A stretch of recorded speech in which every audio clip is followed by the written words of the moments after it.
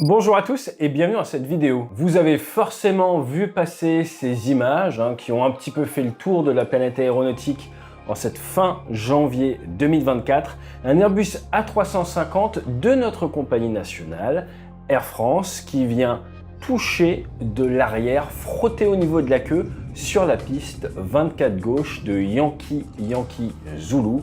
J'ai cité le grand terrain international de Toronto. Alors ce qu'il faut savoir, c'est que cette piste 24 gauche a un historique avec la compagnie Air France. Rappelez-vous la sortie de piste de l'Airbus A340, c'était le 2 août 2005. Air France 358 à 16h02 local. Heureusement, aucun décès lors de cette évacuation spectaculaire, mais tout de même 43 blessés, dont 12 blessés graves, et un bras de fer pénal assez fort entre Air France, Toronto, NAV Canada et même l'équipage qui a été incriminé directement. Alors dans cette vidéo, nous allons revenir rapidement sur l'Airbus A350 dont nous avons déjà beaucoup entendu parler cette année à cause de l'accident au Japon, c'était le 2 janvier dernier. Ensuite, nous allons voir si le fait de toucher avec l'arrière de la queue comme ça peut être dangereux. Et la réponse est assez simple. La seconde plus grosse catastrophe aérienne de tous les temps est due à un tail strike mal réparé. Ensuite, nous allons voir précisément le déroulé du vol de l'Airbus A350, ce qui s'est passé, la remise des gaz, le circuit et le posé derrière avec les communications, avec un contrôle aérien qui sollicite pas mal l'équipage pour essayer de savoir pourquoi ils ont remis les gaz et un équipage qui répète qu'ils ont remis les gaz de peur de faire un toucher long. Vous vous rappelez la 340? Et ensuite derrière, forcément, nous allons revenir sur la fameuse remise des gaz, pourquoi cela existe, comment vous la vivez en tant que passager, vous vous apprêtez à vous poser et d'un coup, la puissance part, vous êtes collé dans le siège, ça accélère et voir comment, eh bien il faut être franc, la remise des gaz est peut-être mal enseignée de nos jours pour les pilotes des bimoteurs surpuissants sur lesquels on a la chance de voyager en 2024. Allez, jingle.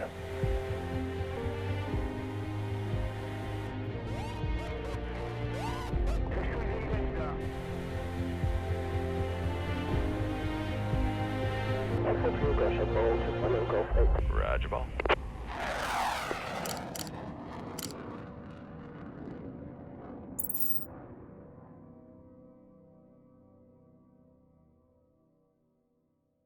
L'A350, un magnifique avion fabrication française, ça sort à Toulouse depuis le premier vol le 14 juin 2013. Il a été réfléchi à partir de 2004 comme une réponse au 787, le fameux Dreamliner américain.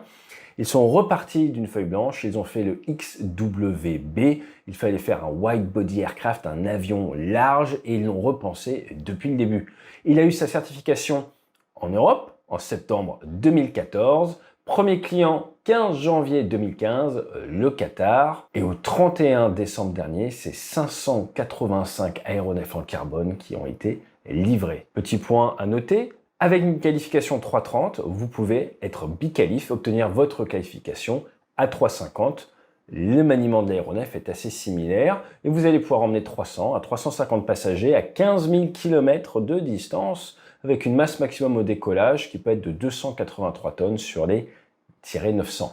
Vous avez la grosse version, c'est le 350-1000, où là c'est 350 à 410 passagers, 16 000 km, et vous montez à 319 tonnes. Dans le cas de l'Air France, c'était un 900. Singapore Airlines exploite à l'heure actuelle 63 A350-900. Le carnet de commandes à l'instant T est de 1206 aéronefs. Plus de 1,3 million de vols ont déjà été effectués et aucun n'a été perdu en vol. Nous avons vu la première perte, c'était à l'atterrissage au Japon le 2 janvier, car un autre aéronef est venu sur la piste. Et pour la petite histoire, la cellule a complètement brûlé. Les pompiers n'ont pas réussi à contenir, à arrêter l'incendie. Donc c'est rare de voir un avion dans cet état-là, mais tout le monde a pu évacuer, aucun mort. Pour ce qui est de la prévention de se toucher au niveau de la queue arrière, il y a des avions qui sont équipés d'un patin ou d'une roulette. Par exemple, le cas du Concorde, vous avez les MB326 également qui en ont. Et cela va permettre de minimiser les frottements forcément sur la cellule. Et à l'arrière, vous avez souvent l'APU, l'Auxiliary Power Unit, une sorte de petit réacteur qui va vous permettre d'avoir de l'électricité à bord. Rappelez-vous, c'est ce qu'avait démarré le commandant de bord Sully lors de sa double panne moteur. Ça lui a permis d'avoir une génération électrique et donc de maintenir une bonne loi de commande de vol, de bonnes commandes de vol jusqu'au posé malgré la décélération. C'était grâce à l'APU.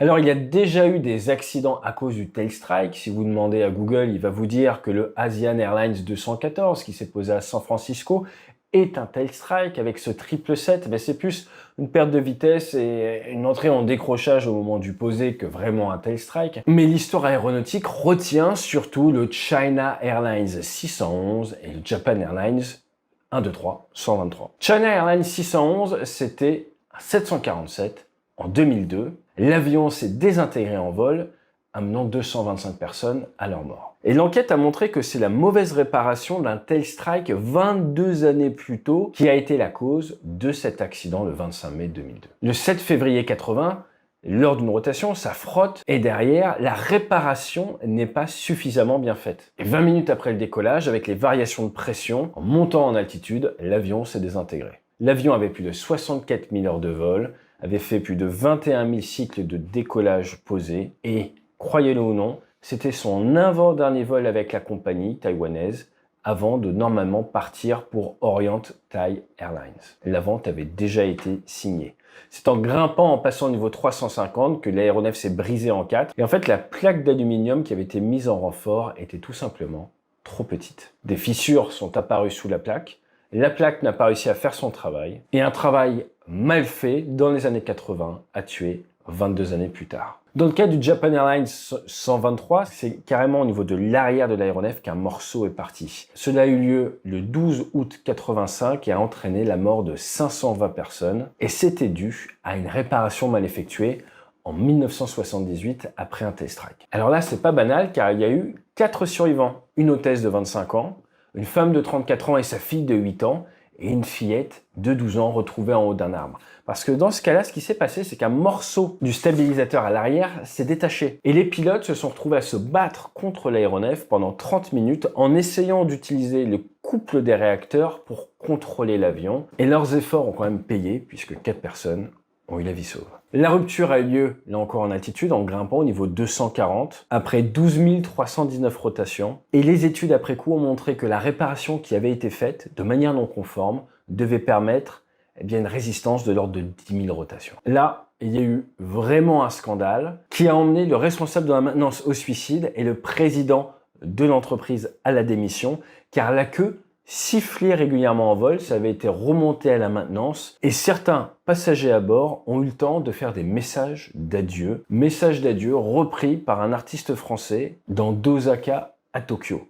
Si vous connaissez le groupe Rammstein, dans leur album Rise, Rise, ils ont même mis les 36 dernières secondes de l'enregistreur sonore de l'avion en piste cachée. C'est vraiment une tragédie qui a marqué l'industrie aéronautique. Mauvaise réparation après un tail strike. Donc forcément, vous doutez bien que tous les regards dans l'industrie sont tournés vers Airbus et se demandent quelles réparations vont être entreprises sur ce 350. Et à l'heure actuelle, certaines rumeurs parlent d'un arrêt définitif de cet avion qui ne serait peut-être pas réparable si on souhaite éviter de nouvelles catastrophes dans les décennies à venir. Mais revenons sur ce vol. Nous sommes en janvier. Il fait beau à Toronto, c'est la piste 24 gauche en service, on a un vent du 280 pour 11 nœuds, rafale 16 nœuds, donc vent légèrement de la droite, tout va bien, bonnes conditions météo. Le pilote se pose, apparemment un peu long, décide de remettre les gaz. Alors, le compte-rendu du bureau enquête analyse nous le dira vraiment, mais est-ce qu'ils ont touché de la queue puis décidé de remettre les gaz, ou est-ce qu'ils ont touché de la queue en remettant les gaz? Les informations portées à ma connaissance, pour l'instant, ça serait, ils ont décidé de remettre les gaz et ont touché de la queue lors de cette remise des gaz. Mais je m'éviterai bien d'être catégorique tant que le compte-rendu officiel n'est pas sorti. Ensuite, derrière, ça frotte pendant plusieurs longues secondes. L'avion monte, est autorisé, virage droite, cap sud, montée à 3000 pieds. Le contrôleur de la tour demande la raison de la remise des gaz. L'équipage ne répond pas.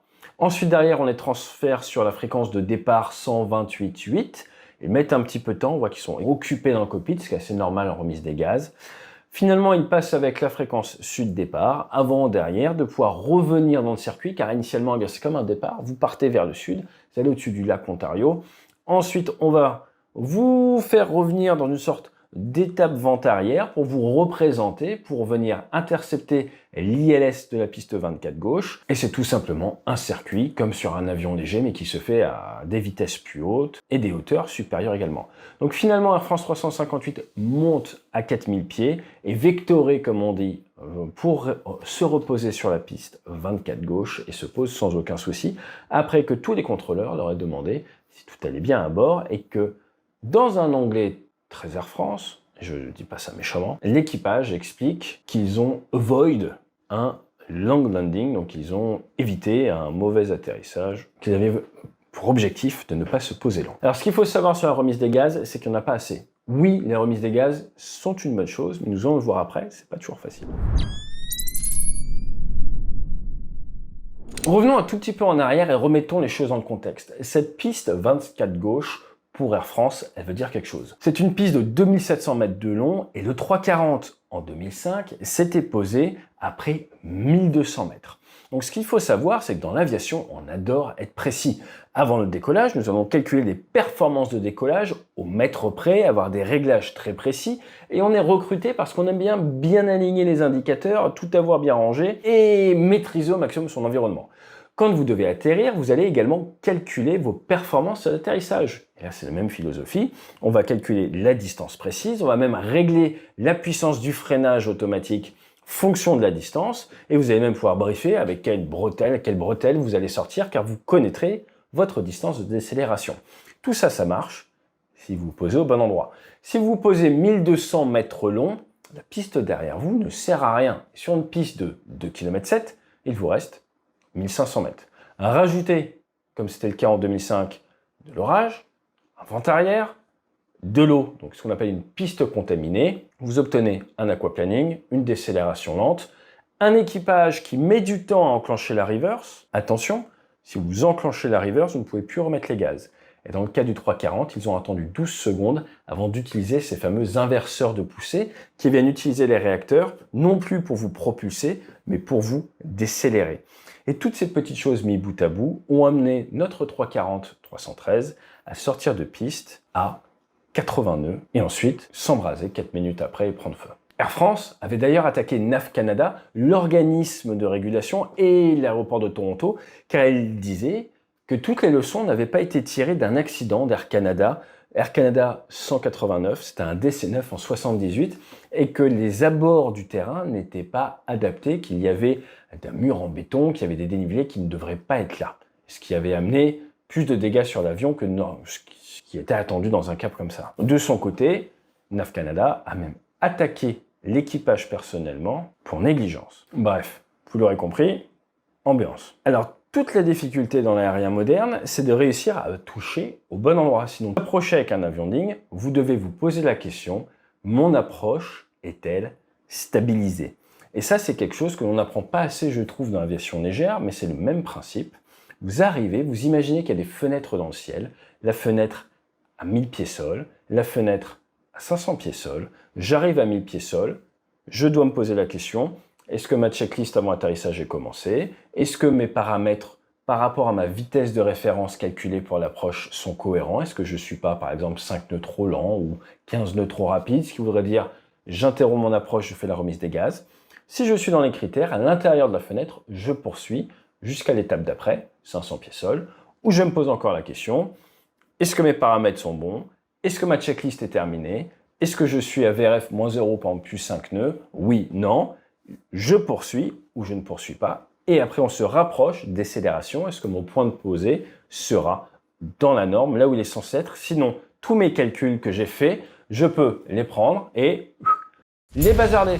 Pourquoi? Parce que j'ai calculé, je me sens intellectuellement protégé car j'ai fait des super calculs avec ma tablette, mais ils ne servent à rien si je ne touche pas dans la bonne zone, si je touche 1,2 km long. Et ça, C'est une problématique que l'on n'a pas au décollage. Alors maintenant, parlons un petit peu du tail strike. Cela peut arriver au décollage ou à l'atterrissage. Un exemple de tail strike au décollage peut être dû par exemple à des mauvais calculs de performance. Comme on a dit, on essaie de tout maîtriser, on calcule avec nos tablettes. Vous prenez votre avion, vous mettez plein gaz, vous accélérez, mais vous êtes trompé dans la masse. Donc vous allez commencer à tirer sur le manche. Vous avez dit à l'avion qu'il est plus léger que ce qu'il est en réalité, donc vous tirez sur le manche, mais il n'arrive pas à se sustenter, il n'arrive pas à décoller. Donc vous allez vous retrouver à monter en incidence et à avoir probablement un tail strike si vous ne rendez pas la main.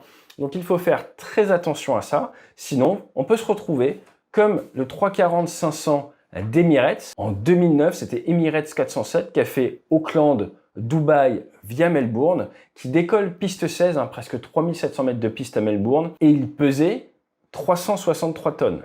Or, dans la machine, ils ont mis qu'il pesait 263 tonnes. Qu'est-ce qu'il s'est passé?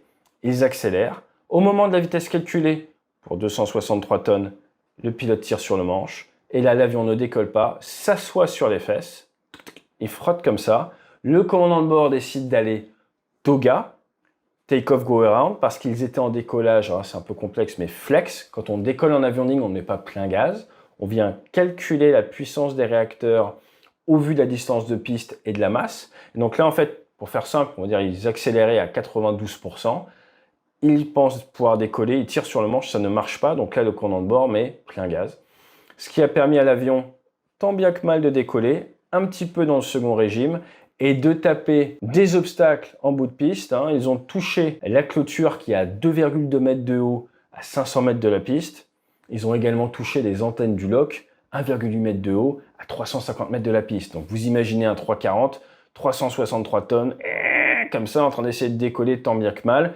Eh bien, ça a failli tuer du monde en 2009. Derrière, l'équipage a dû démissionner. Mais pour la petite histoire, à votre avis, quel était le facteur qui les a amenés à faire cette erreur?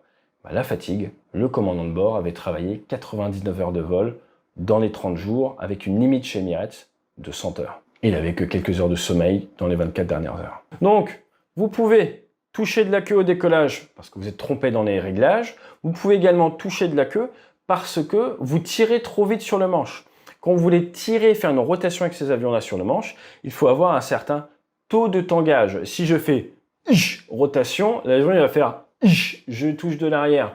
Donc il va falloir y aller souplement. On va venir chercher plusieurs degrés par seconde, par exemple environ 2-3 degrés par seconde, pour aller chercher les alentours des 15 degrés pour pouvoir grimper. Certains aéronefs sont plus susceptibles que d'autres de toucher. Par exemple, 737 MAX, nous sommes limités quand il fait chaud, à forte masse ou en altitude.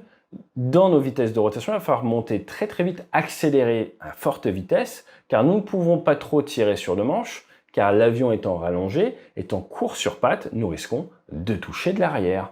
C'est une problématique sur certains avions. Sur Mirage 2000, par exemple, il est classique à l'atterrissage également de toucher de l'arrière lors du freinage aérodynamique. Là, on n'est pas sur le décollage, on est sur le freinage. Au moment de l'arrivée, vous allez être en incidence, vous allez avoir une assiette comme ça qui est très forte, et il va falloir faire attention de ne pas toucher ce qu'on appelle les volets froids. Ça arrive régulièrement. En rafale, l'arrière est un peu plus court. Si nous avions eu les réacteurs à 9 tonnes, lorsque ça a été proposé, il y a eu certaines études à une époque, eh bien nous aurions eu l'arrière qui va plus loin et nous aurions été susceptibles de toucher de l'arrière, peut-être lors des appontages ou dans certaines phases de posée. Mais notre arrière est plus court, nous n'avons pas trop ce souci, mais dans tous les cas, super étendard, rafale, nous avons un visualisateur tête haute et nous connaissons les repères lors de notre décélération, lors de notre freinage aérodynamique, où on garde le nez de l'avion levé comme ça. Nous avons un repère qu'il ne faut pas dépasser pour ne pas toucher de l'arrière. Dans tous les cas, sur un bus A350, comme sur la plupart des Airbus, si vous levez trop le nez au sol,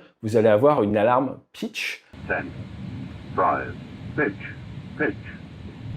Mais rien ne va vous empêcher de toucher de l'arrière si besoin. Allez, on va sortir le tableau et on va parler en remise des gaz. Allez, c'est parti, on attaque au tableau. Le premier point, un rappel rapide sur l'atterrissage. Ici, vous avez la piste. Et dans le ciel, vous avez cette pente que vous voulez suivre en tant que pilote. Vous êtes aidé par des systèmes comme l'ILS, l'Instrument Landing System, un système d'aide à l'atterrissage instrumental qui va vous dire où vous vous trouvez par rapport à la pente idéale et également par rapport à l'écart latéral idéal. Donc c'est de la 2D et 3D également. Et vous avez ces fameuses fenêtres à 1000 pieds sol et à 500 pieds sol qui, plus vous rapprochez de la piste, deviennent petites, que vous devez respecter. Si vous êtes en dehors de cette fenêtre, on a dit remise des gaz. Maintenant, à quoi ressemble la trajectoire vue d'au-dessus d'une remise des gaz? Votre piste 24 est là, vous arrivez, vous ne pouvez pas poursuivre, vous remettez les gaz et ensuite derrière on va vous vectorer, on va vous amener en suivant la procédure à faire le tour du terrain et à vous représenter pour une nouvelle tentative. La problématique est la suivante. Comme nous l'avons vu, initialement vous partez avec l'approche et vous allez avoir des limitations d'altitude. Vous ne pouvez pas faire tout et n'importe quoi. Notre vol Air France, initialement, c'est 3000 pieds. Et c'est là que la remise des gaz sur un bimoteur surpuissant comme la 350, comme le 330, comme les 320, devient problématique. Alors, pourquoi est-ce qu'elle devient problématique? Parce que tout petit, nous sommes formés, en tout cas dans la marine, ça c'était très très important, c'était assiette, puissance. Tu es en approche, tu interromps ton approche, tu viens mettre l'assiette et tu mets la puissance qui va arriver avec un certain temps de spool-up. Ça, c'est très vrai sur des avions à réaction d'ancienne génération. Maintenant, les avions ont moins de temps de spool-up, ça a été divisé par 2, le temps entre le plein réduit et le plein gaz, par exemple pour du super étendard au Rafale, mais surtout, ce qui était difficile à l'époque, par exemple à l'époque des Nord 6.2, eh bien c'était la remise des gaz N-1, donc avec une panne moteur, avec un aéronef très lourd. Pourquoi? Parce que votre avion allait avoir beaucoup de mal à prendre une trajectoire et un vario positif, car il était limité par la puissance de son moteur restant. Donc dans la formation de plusieurs générations de pilotes, nous avons été formés à redouter, si je puis dire, cette remise des gaz N-1 très lourd, car il fallait être très fin au niveau du pilotage, bien centrer la bille si possible, garder une bonne symétrie de vol, rentrer un petit peu les épaules pour limiter la traînée, c'est une expression, c'est une image, de manière à vraiment essayer de récupérer un vario positif et monter. Quand j'ai passé ma qualification multi-engine sur un petit avion léger, eh bien c'est la même problématique. On fait ça sur des aéronefs qui vous donnent 100, 200, 300 pieds vario, donc ça remonte tout doucement. Ce qui va fausser votre perception de la temporalité quand, après avoir fait votre formation, vos classes sur ces petits avions légers, vous arrivez sur des avions surpuissants, surtout après 10 heures de vol, alors que plusieurs dizaines de tonnes de pétrole ont été consommées, et là, votre avion, il est en pleine forme. Juste pour rappel, un bimoteur, c'est un monomoteur surpuissant. Si à 120-130 nœuds au moment du décollage, vous perdez un moteur, la puissance restante sur le moteur en marche est assez pour vous faire décoller et vous faire monter en évitant les obstacles. Donc imaginez avec 100 tonnes de moins à l'arrivée, vous avez vos 2 moteurs qui sont là, vous avez besoin de remettre les gaz, vous mettez TOGA, Take Off Go Around sur Airbus, et là vous avez une réserve de puissance absolument énorme, et le plus grand ennemi devient cette puissance, et votre capacité, non pas à rentrer les épaules et à piloter de 100 pieds vario, mais à faire face à ce surplus d'énergie qui va vous satelliser. Regardez ces images en meeting aérien, les avions sont très puissants, et vous ne devez pas faire ça avec des passagers. Rappelez-vous le Fly Dubai qui s'est écrasé en Russie, remise des gaz, ça part néo quasi vertical avant de s'écraser. De plus, sur certains avions, comme le 37, vous avez des couples à cabrer et on se retrouve même lors des remises des gaz à pousser sur le manche, ce qui n'est absolument pas naturel pour un pilote formé à l'ancienne. Du coup, différents types de remises des gaz.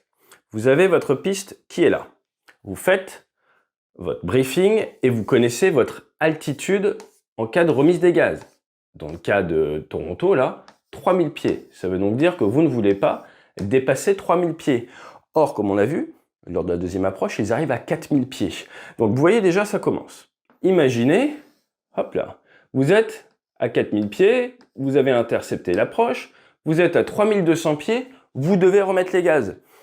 Eh bien, naturellement, pour que tous les automatismes marchent, vous allez sur TOGA, sinon le plan de vol de remise des gaz ne va pas se charger, et là vous vous retrouvez avec la puissance qui réaccélère, mais vous êtes au-dessus de l'altitude de remise des gaz. Autant dire, charge de travail supplémentaire, canon conforme dans le cockpit. Ça vous demande grosse charge de travail pour gérer tout ça. Donc vous pouvez vous retrouver à remettre les gaz au-dessus de votre altitude de clearance de remise des gaz, ce qui est compliqué avec un avion moderne, ce qui est en fait plus simple sur un petit avion léger. Ensuite, on poursuit l'approche. Vous devez remettre les gaz, on va dire, à 2600 pieds. 2600 pieds vers 3000 pieds, le temps de faire toga, que ça accélère, il y a de grandes chances que vous dépassiez l'altitude. Il faut faire très attention. Si vous avez un avion qui va naturellement en plus cabrer, ou si vous dites assiette puissance, vous n'avez pas fini de prendre vos 15 degrés d'assiette que vous êtes déjà à 3500 pieds. Danger. Il faut donc faire attention.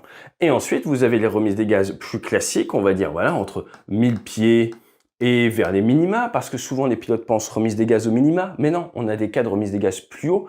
On y est très sensibilisé dans la marine, on fait énormément de remises des gaz à cause de l'appontage, on ne se présente pas toujours bien.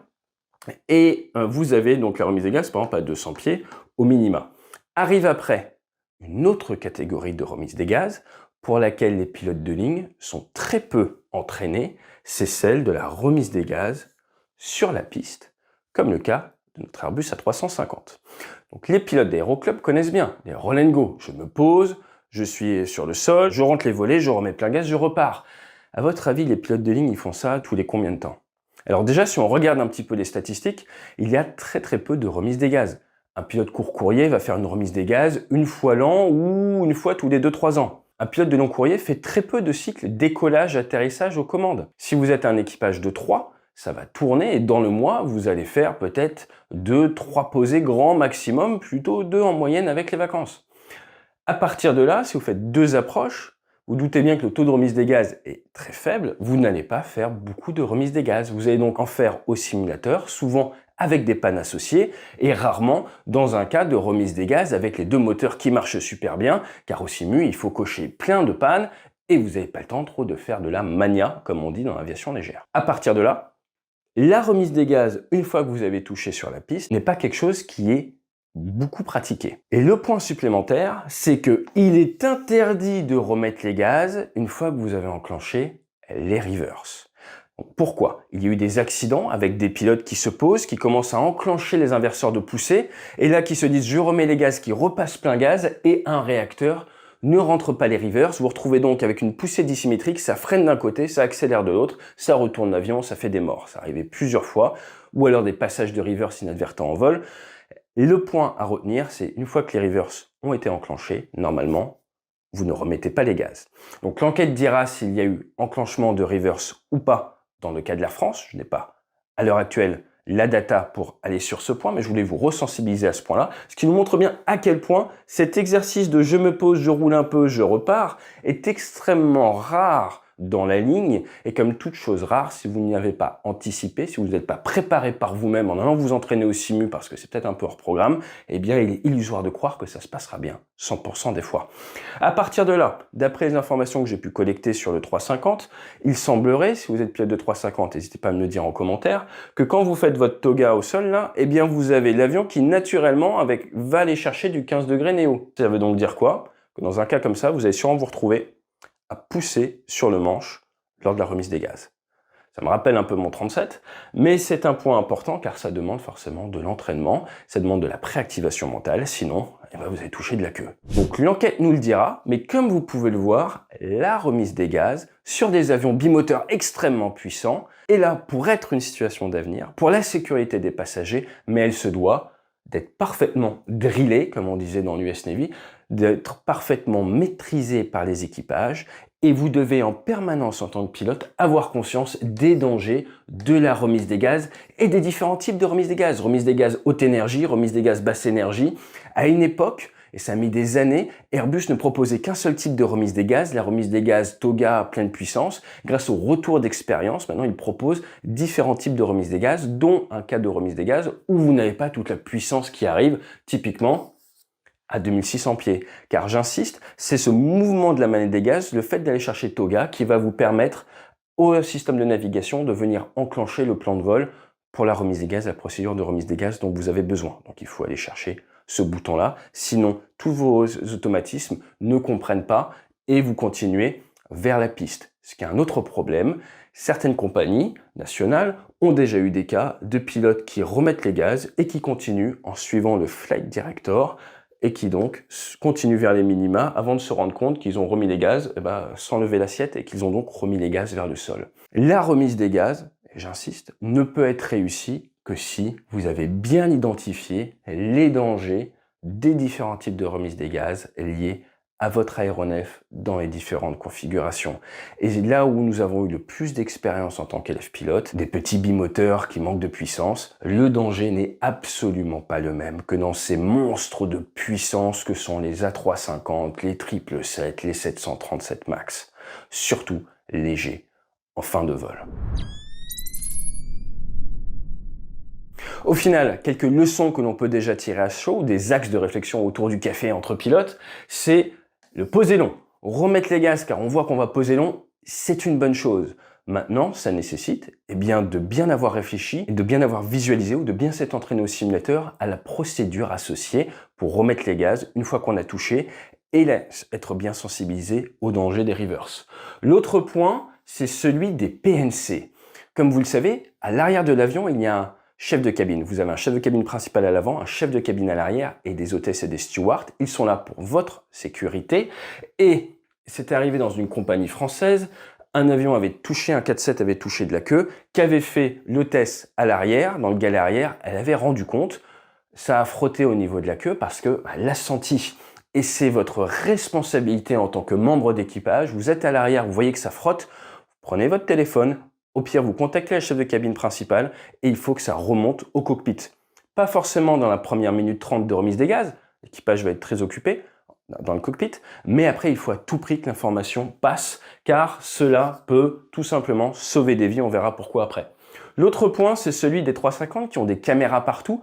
Peut-être qu'il serait intéressant d'avoir également une caméra pour surveiller la queue ou alors d'avoir des commandes de vol électriques qui non seulement vous annoncent attention, mais peut-être vous empêchent de toucher de la queue. Les pilotes d'avions modernes, et moi j'ai fait du Rafale, on est tellement habitué à être dans une enveloppe de vol protégée que des fois on peut oublier qu'il y a des moments qui ne sont pas protégés et ça peut amener à ce genre de mésaventures. L'autre point important, c'est celui de la mise en danger. Vous êtes pilote, vous êtes responsable de votre avion, de vos passagers, de votre équipage, mais pas que. Rappelez-vous Concorde, qui a touché une lamelle de carbone qui était tombée d'un autre aéronef. Il est indispensable d'avoir conscience que des morceaux laissés par son aéronef sur une piste peuvent mettre en danger la vie d'autrui. À partir de là, quand le contrôle aérien vous demande sur chaque fréquence si tout va bien, s'il y a un problème, c'est peut-être qu'ils essayent de lever un doute. Peut-être qu'ils ont eu un doute à la vigie sur le fait que vous ayez touché, mais qu'ils ne sont pas assez sûrs, qu'ils ont besoin de confirmation de votre part et qu'ils ne se sentent pas, juste sur un doute, d'arrêter tout le trafic d'un aéroport international sur cette piste sans confirmation d'équipage. Donc à partir de là, vous voyez, les deux sont liés. Vous avez une responsabilité auprès de vos passagers, mais également auprès des autres, et malheureusement, le Concorde est là pour le rappeler à tout le monde. L'inspection de piste est grandement recommandée si vous avez frotté de la queue. Il y a déjà eu un procès entre NAV Canada et Air France et certains de ses membres d'équipage. Je ne serais pas étonné que suite à cet événement, il y ait des tensions entre juristes, encore une fois. Et le dernier point, c'est celui de l'entraînement. Comme j'aime bien le citer en conférence en entreprise, on intervient beaucoup sur la sécurité.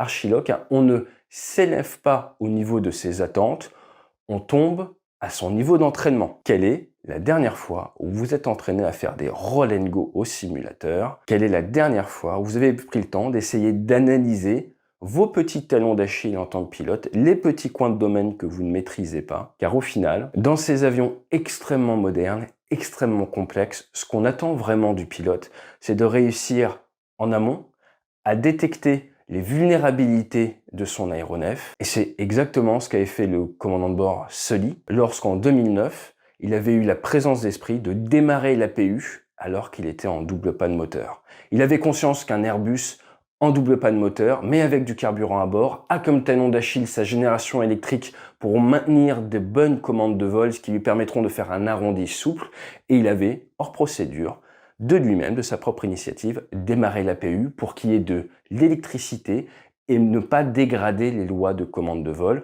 gardant ainsi un avion parfaitement maîtrisable et qui soit facile à arrondir avec la bonne cadence à laquelle il était habitué. Tout cela ne s'invente pas le jour de la panne, ne s'invente pas le jour de la remise des gaz pour toucher long. C'est, comme vous le savez tous dans l'aérien, du travail en amont. Et cette chaîne est là pour vous aider à adapter dans votre quotidien cet état d'esprit de commandant de bord. Encore une fois, à Toronto, il n'y a pas eu de mort, c'est une excellente chose. mais nous serions bien mal avisés de ne pas profiter de cet événement pour nous réaligner les gyroscopes, poser les crayons et essayer de réfléchir à nos propres pratiques, à nos propres remises des gaz et voir comment on peut tous sortir grandis au niveau de l'industrie, mais également en tant qu'individu, de cet événement. Je vous dis à très bientôt sur la chaîne ou en conférence. On a également le e-learning qui est juste en dessous, on vous met les liens. Et je vous rassure de suite, je ne suis pas sponsorisé par Air France, mais je monte de temps en temps dans leur avion en tant que passager et j'ai une confiance absolue dans le professionnalisme de leur équipage. Allez, à bientôt et fly safe.